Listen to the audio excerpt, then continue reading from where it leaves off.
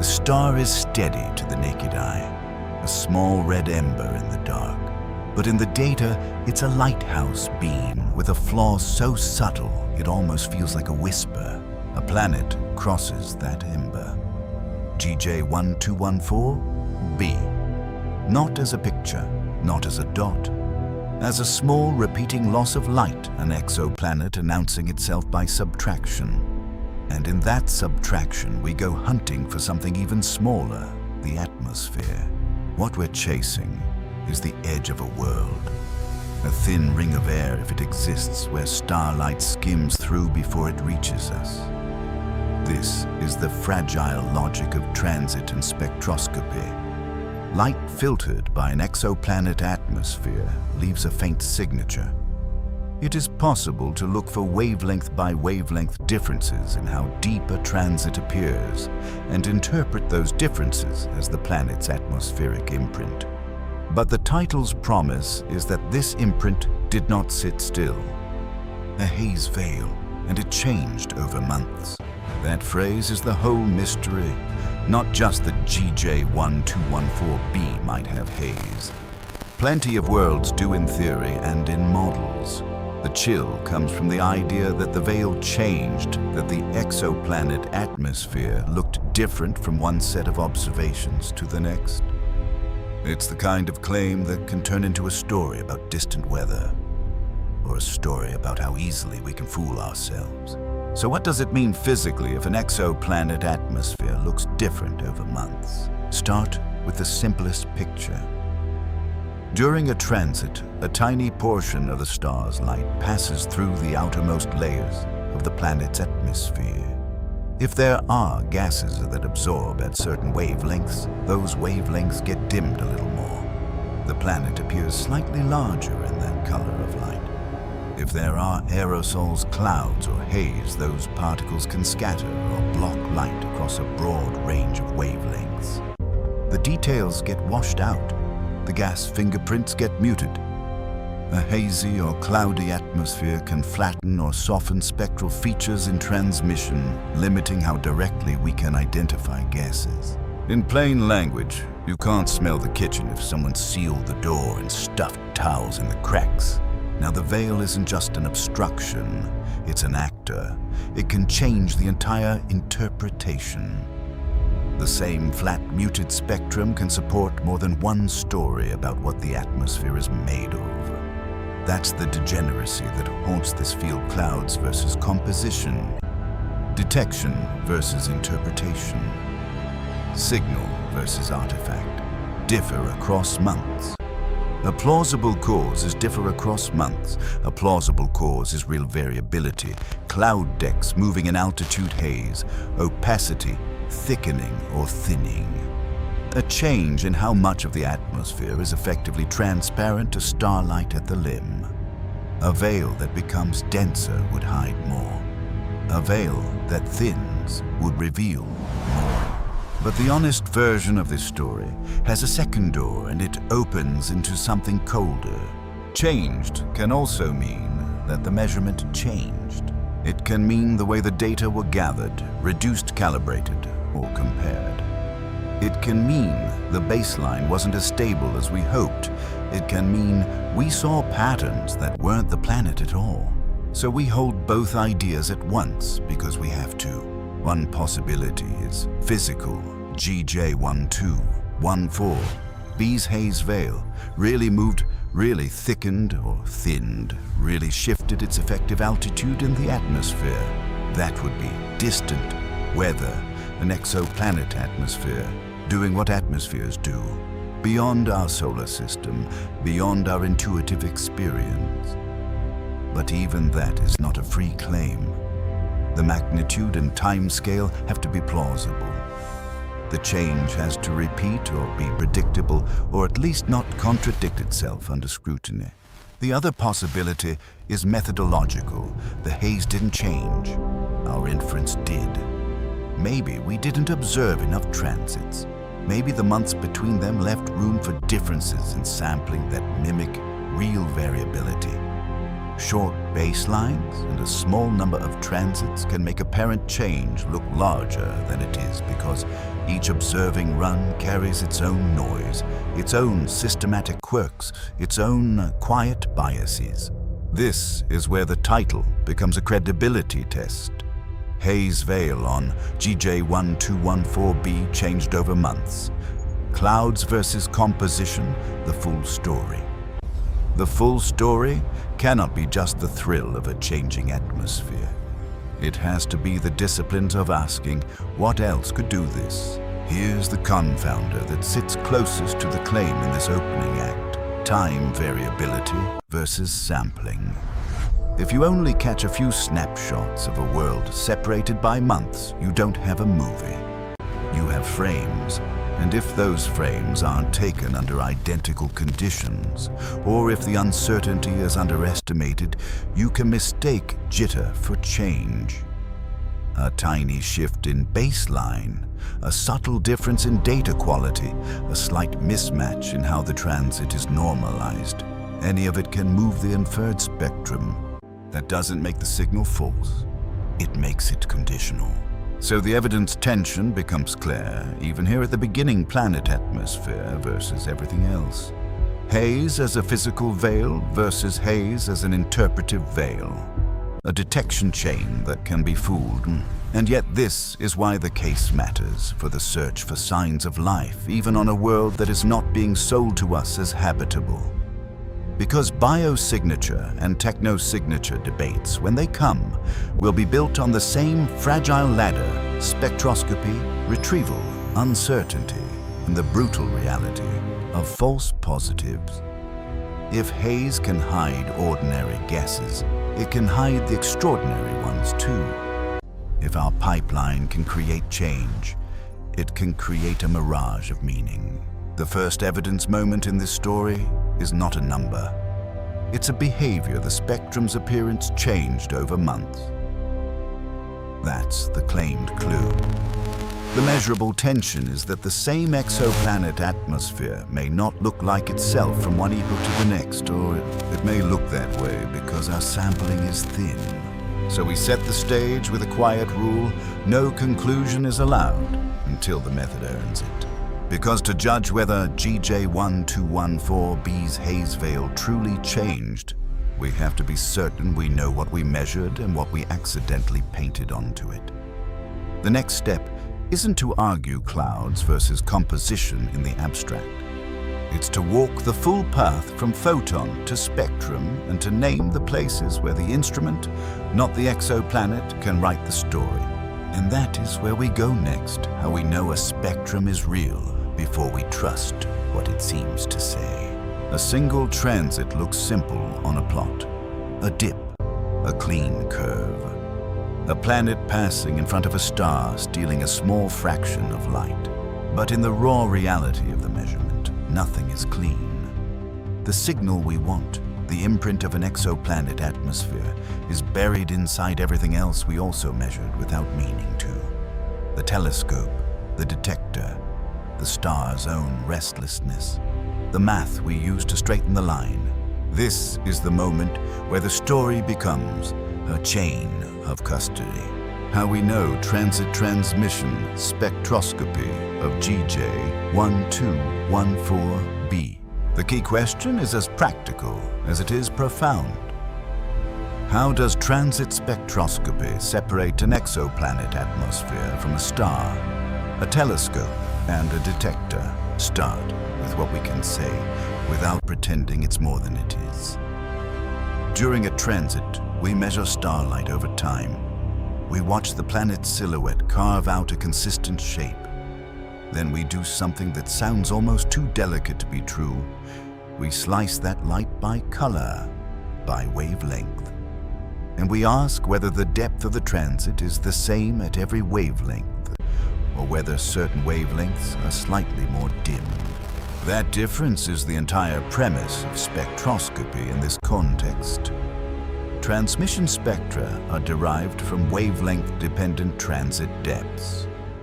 Different wavelengths probe different effective altitudes in an atmosphere. If the atmosphere absorbs or scatters more strongly at some wavelengths, the planet appears a little larger in those colors. A spectrum like that is not a photograph of gases. It's a pattern of slightly different transit depths. A set of tiny differences that must be calibrated into something we can compare to models. It's the definition of inference detection versus interpretation. And the title's tension clouds versus composition lives right here inside this method. Because haze doesn't just add a feature, it erases features. It can flatten the spectrum until the gas fingerprints are muted or invisible. A hazy or cloudy atmosphere can flatten or mute spectral features in transmission-limiting direct gas identification. So if you think the haze veil on GJ1214b changed over months, you are really saying the wavelength-dependent transit depths changed over months. Or the calibrated spectrum changed. And before we treat that as atmospheric time variability, we have to treat it as a question about how stable our measuring apparatus is, both hardware and analysis. Here's what the audience needs in plain language. The atmosphere's signature is small. Not just hard, small. Comparable to the scale of what instruments can accidentally imprint. A detector warms and cools. A telescope breathes thermally. Pixels don't behave identically. The mapping from wavelength to pixel can drift. Even the act of subtracting background light can tilt the result. Those are not excuses. They are the physics of measuring faint signals. So we build the chain. First, you measure the star during transit, and outside transit, you compare. The outside transit sets the baseline. If that baseline is unstable, the planet inherits the instability. Second, you turn those measurements into a spectrum. You're not just tracking brightness. You're tracking how brightness changes with wavelength and time. Third, you apply calibration steps to correct known behaviors, because without them, you are measuring the instrument as much as you are measuring the exoplanet atmosphere. This is where instrument systematics step onto the stage as an equal character to the planet. Instrument systematics thermal stability detector. Effects wavelength calibration can mimic slopes or offsets if not controlled. A slightly different detector state between epochs can create a slightly different spectral shape.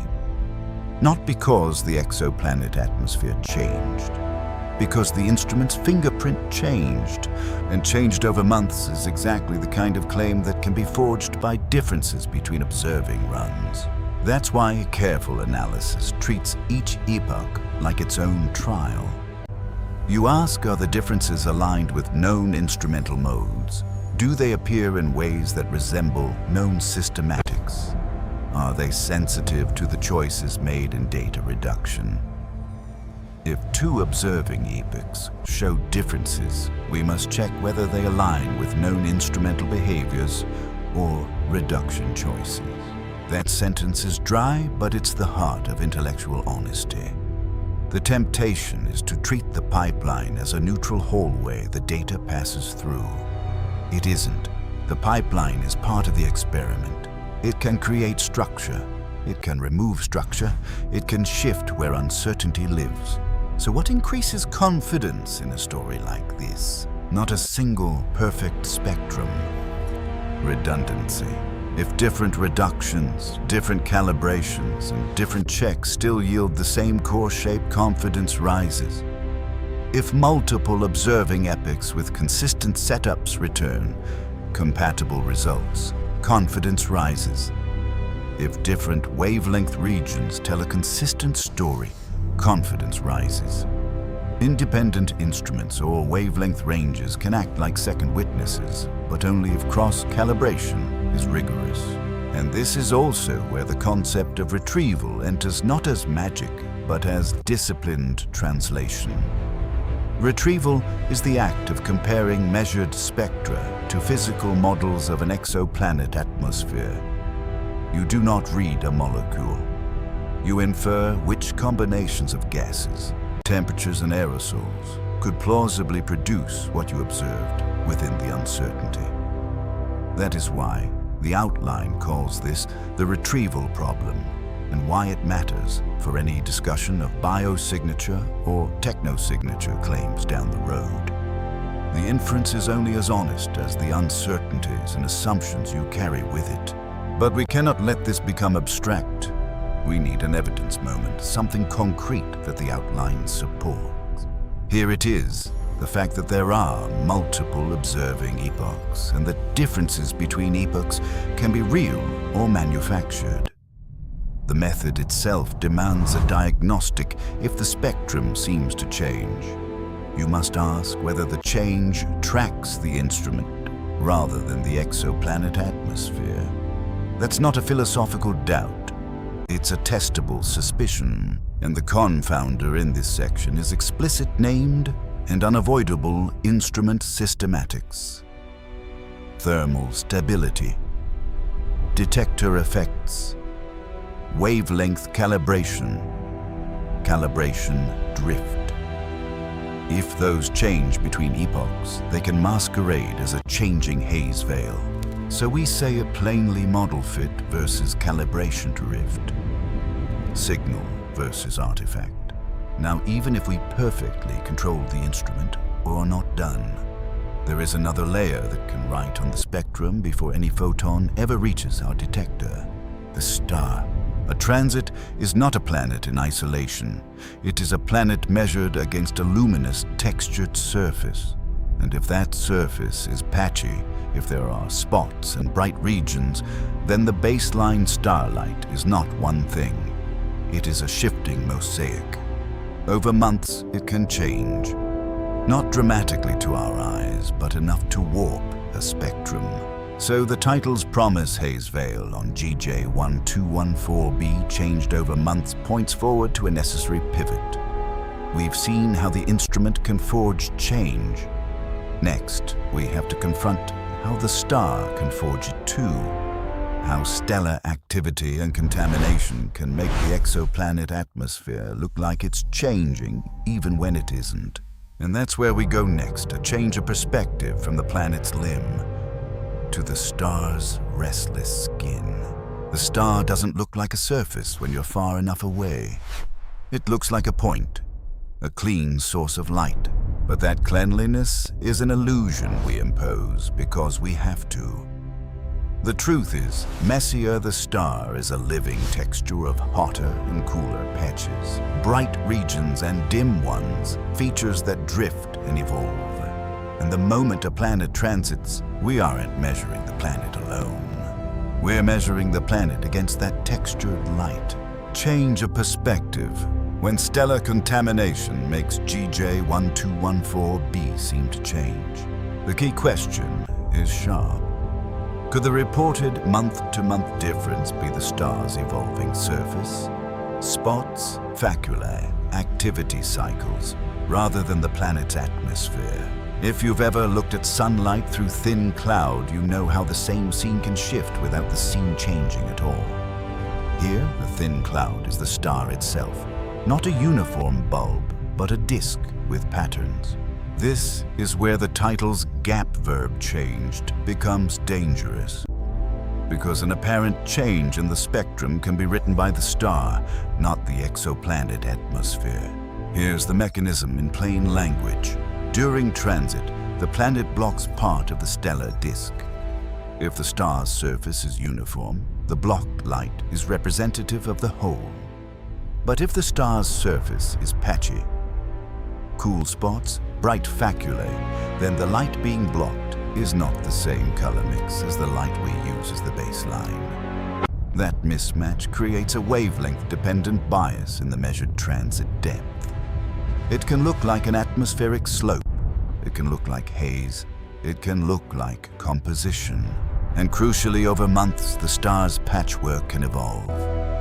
Spots can appear and vanish. Bright regions can shift. The mosaic changes even if the planet never does. This is not a minor footnote. It is one of the most serious sources of false positives in exoplanet atmosphere interpretation. Spots and faculae alter the star's spectrum and can bias measured transit depths in a wavelength-dependent way. chromatic effects that can imprint onto what we call a transmission spectrum. That's the technical phrasing. The cinematic truth is simpler. The star can forge handwriting into the light, and we can mistake it for the planet's voice. Now bring it back to GJ1214b and the haze veil that changed over months. If one observing epoch happens when the star's visible face is more spot-covered and another occurs when it's cleaner or differently patterned, the inferred exoplanet atmosphere can appear to change. Not because haze lifted, not because clouds thickened, because the baseline star changed. This section needs its evidence moment, and it must be supported by the outline's logic, the diagnostic nature of correlation. So we don't claim a particular correlation exists. We state the honest conditional test. If the apparent change correlates with stellar activity indicators or with epoch-to-epoch photometric variability, stellar contamination becomes a leading explanation. If the same change spectrum appears in step with the star's own variability, the case shifts. The suspect list rearranges itself. And there is a second inference in the outline that matters deeply here.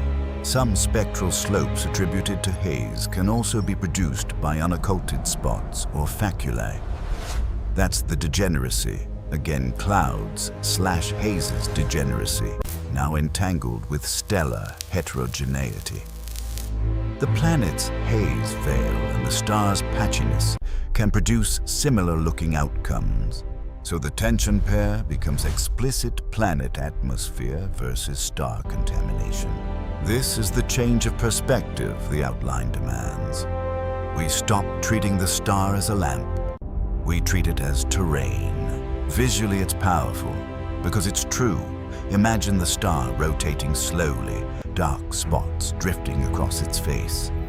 Now imagine the planet's transit chord, its path across the disk sampling different stellar regions at different times. The exoplanet atmosphere isn't just filtering starlight. It's filtering starlight that is already biased by where it originated on the star. Even if the planet's atmosphere were perfectly steady, the measurement could still change over months. The title's promise becomes a question about attribution. Whose change is it?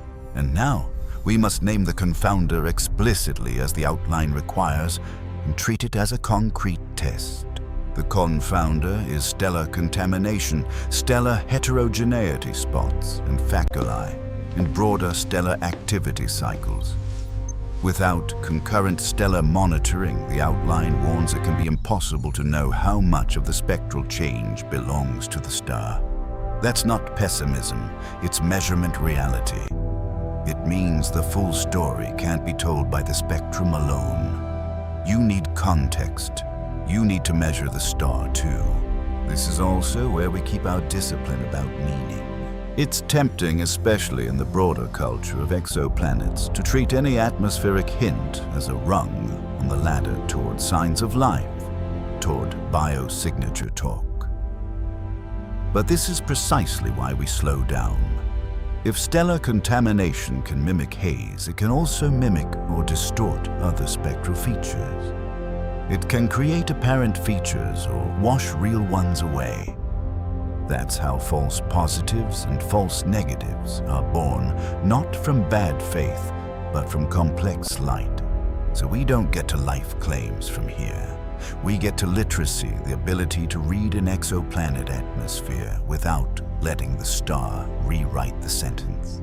And now the story is ready for its next move. We've walked the chain from planet to instrument to star. Instrument systematics can masquerade as change. Stellar contamination can masquerade as change.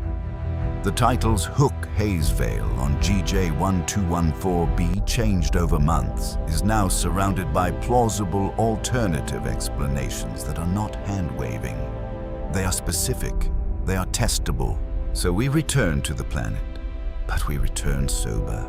Because the fork in the title clouds versus composition doesn't live in one dramatic revelation. It lives in the careful weighing of suspects and in the discipline of what we are allowed to conclude when multiple explanations fit. We're ready for the checkpoint to ask whether the Haze veil really changed on GJ1214b, or whether our inference changed. And we will do it without pretending the data can say more than it can. The spectrum is a thin line that carries too much weight. It looks calm on the screen wavelength along one axis, a measured transit depth along the other. Error bars like quiet fences. But beneath that calm is a courtroom where three suspects keep trading masks: the planet's atmosphere, the star's surface, and the instrument itself. Cosmic checkpoint.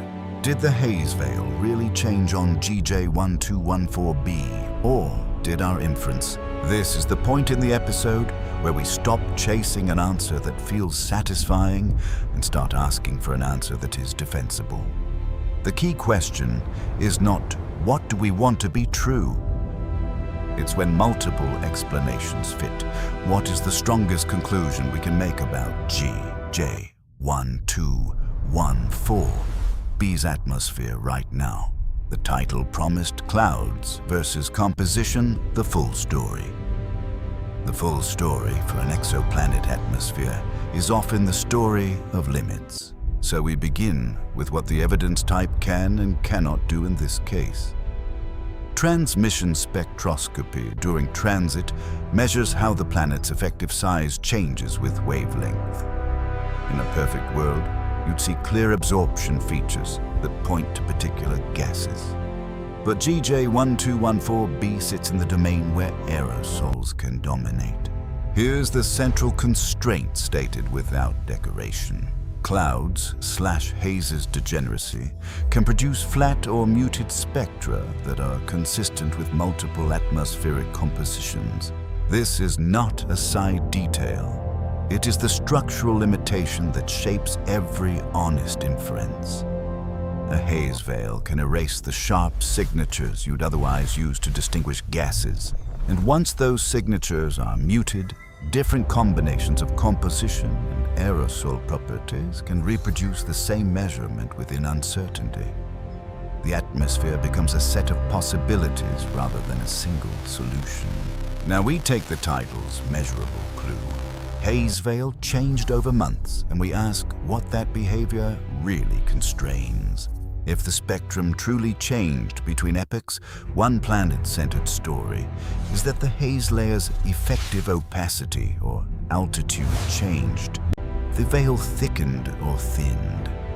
That would alter how deep the transit appears across wavelengths.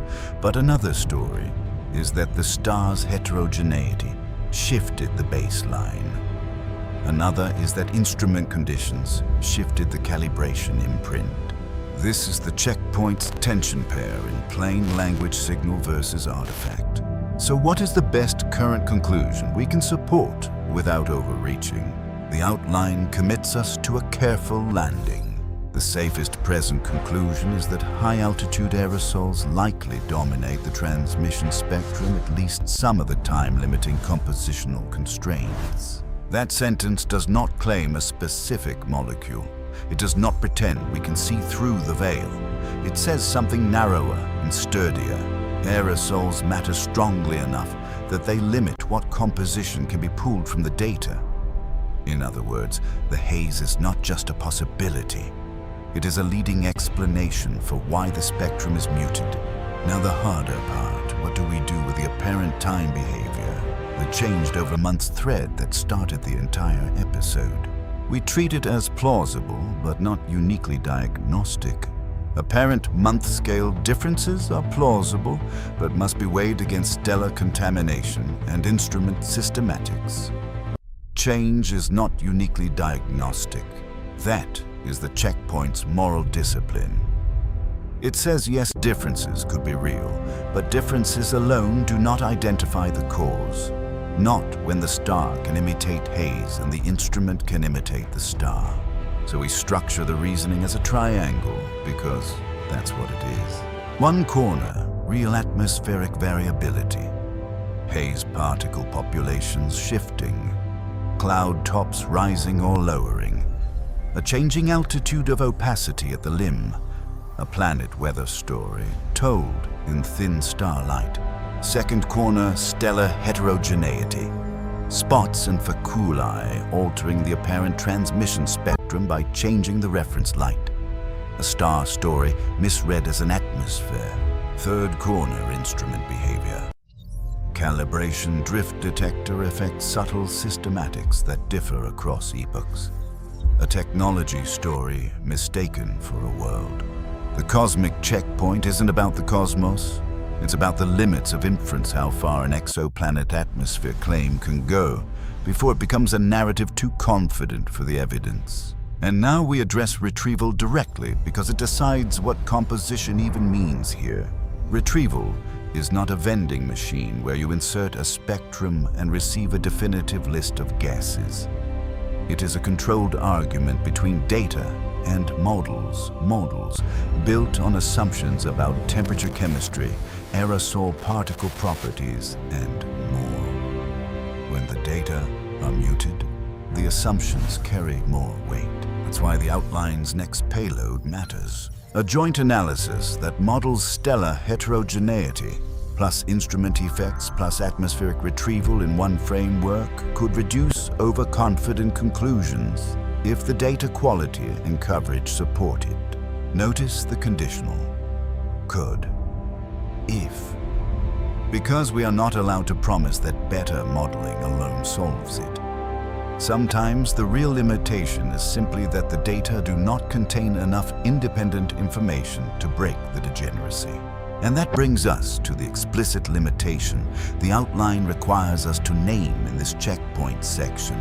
Retrieval priors / model assumptions. Different priors about particle size distributions, about metallicity, about temperature profiles, can shift what composition appears most likely, even if the measured spectrum is unchanged. If Haze parameters are flexible, you can fit many compositions. If Haze parameters are constrained too tightly, you can force the retrieval toward a misleading certainty. This is how a model fit can become a quiet form of overclaim. So we state the confounder test plainly. If a conclusion about composition depends strongly on particular priors or modeling choices, that conclusion is not yet robust. It is conditional. It must be labeled as such. The uncertainty is not only in the error bars, it's in the assumptions. And now we return one more time to the title thread because this checkpoint must honor it. The full story of Haze Veil on GJ1214b changed over months is not that we caught an alien sky in motion. It's that we encountered a measurement that refuses to yield a single answer without a fight. The clouds versus composition question is not solved by wishing. It's solved, if it can be solved at all, by narrowing down which suspect can survive repeated cross-examination. At this point, the best current conclusion sounds almost austere, but it carries real meaning. We have an exoplanet atmosphere whose transmission spectrum is likely dominated by aerosols, at least some of the time. That veil may have changed, but we cannot attribute that change uniquely to the planet without stronger controls against star and instrument. That is where the evidence honestly lands. And now, the story has to end the way science ends, when it is being honest, not with certainty, but with a measurable unknown. Because the next section is limitation heavy by design. It is where we name what we still don't know and exactly how to measure it, so that changed over months becomes a test, not a headline. So we let the spectrum line fade to black and we return to the veil itself, what it could be made, of how it could vary, and what future repeatable measurements would finally separate aerosol opacity from composition without letting the star or instrument write the answer for us. The veil is back, not as a metaphor now, but as a physical possibility, thin, high, and stubborn. A translucent layer on the limb of GJ1214b turning starlight into something blunted and ambiguous. We end where we began, with a haze that might be real and a change that might be ours. Limitation. Heavy, what we still don't know about GJ 1214, B's haze veil and how to measure it. The key question is narrow on purpose. What single measurable uncertainty, if resolved, most cleanly separates clouds from composition in this exoplanet atmosphere? Because the title didn't promise a catalogue of gases.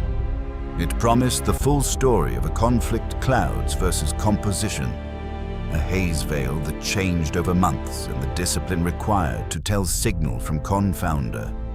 The full story at the end is a named unknown, measurable, testable, humble. So we say what we do know and we don't dress it up. Hazes can conceal key molecular features and complicate any claim about atmospheric composition. That is the bedrock limitation. If the haze dominates the transmission spectrum, it becomes harder to say what's beneath it. Harder, not impossible, but the confidence shrinks and the space of plausible atmospheres widens. The spectrum can become compatible with multiple stories, especially when retrieval depends on model assumptions. And then we return to the title's hook because it must echo right here at the end. A haze veil that changed over months could mean the exoplanet atmosphere shifted. Or it could mean the baseline shifted because the star changed, or because instrument systematics changed, or because the sampling was too sparse to rule out a mirage. So the episode's final act is not a conclusion that closes the case. It's a conclusion that tightens the case. Here is the named unknown in the most measurable form we can keep. The uncertainty is aerosol altitude and opacity versus wavelength, whether those haze properties truly vary over months. It sounds technical, but it's simply this: how thick is the veil at what height in the atmosphere, and does that thickness change in a repeatable way? When you look again, if you can measure that the clouds versus composition fork becomes less of a philosophical argument and more of a physical constraint. And this is where we link the story to the broader search for signs of life, carefully without overreach. Even on worlds where nobody is claiming habitability, Haze teaches a lesson that scales to biosignatures and technosignatures. Any future claim based on atmospheric spectroscopy will face the same trap aerosols can hide ordinary gases, and by extension could hide or distort the extraordinary ones. Haze can generate false negatives by masking features we would otherwise detect. It can also contribute to false positives by encouraging overconfident interpretation of muted data. That's not pessimism. It's the cost of doing inference at interstellar distances. So how do we measure our way out of this? The outline is clear and restrained. We don't promise miracles. We specify a path.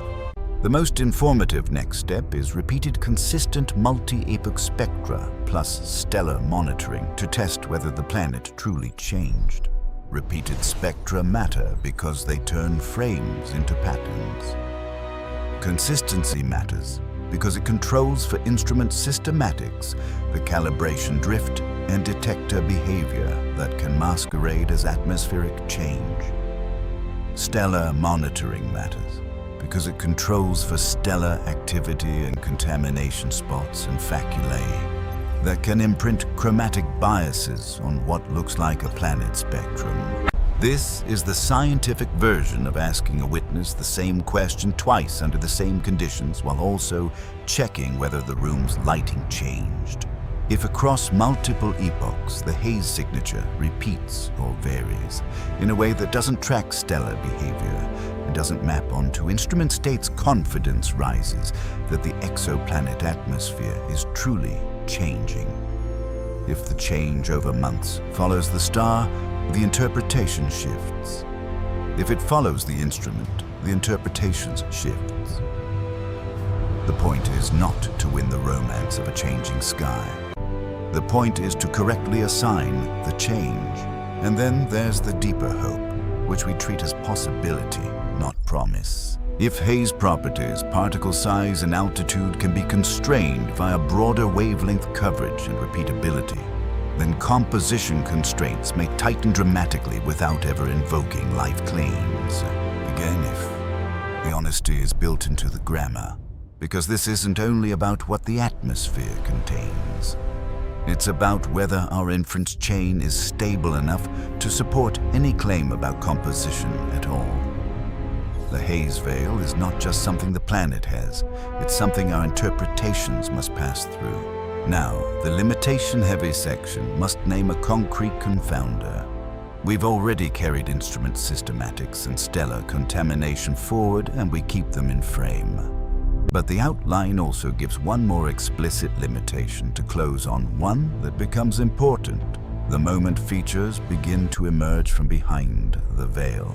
Line misidentification/incomplete line lists. Even if the haze thins and features appear, there's still a risk attributing a feature to the wrong molecule or relying on imperfect molecular data. That is how a spectrum can seduce us into naming something too quickly. It's the final reminder that interpretation is layered, measurement, uncertainty, astrophysical contamination, instrument, behavior, retrieval assumptions, and the molecular databases themselves. Each layer can bend the conclusion. So we end with the quietest, most rigorous form of all. Not we know what's there, but we know what we don't yet know, and we know how to measure it.